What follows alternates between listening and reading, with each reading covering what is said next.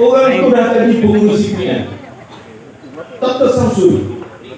Dia boleh berangkat terang. Dr. Samsuri ini hanya jadi pengurus CPN, tak boleh layak jadi poster boy dalam pilihan raya akan datang. Saya sebagai Ketua Pembangkang nak umumkan hari ini, saya sokong 100% Dr. Samsuri untuk menjadi poster boy dalam pilihan raya kita yang akan datang. Orang muda, muka handsome, berjalan mungkin steady. Ini jalan mudah bubuk, ada dia pun lagi. Terima kasih.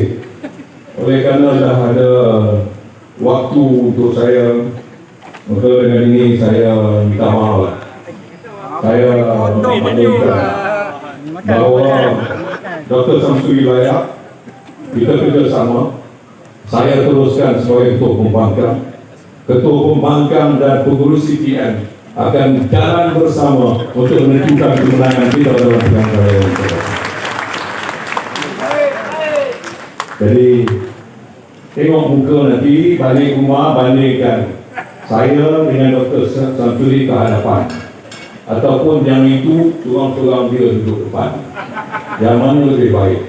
Kalau rasanya kami ini lebih baik, marilah bersama kami untuk menentukan kemenangan Perikatan Nasional di masa pilihan raya.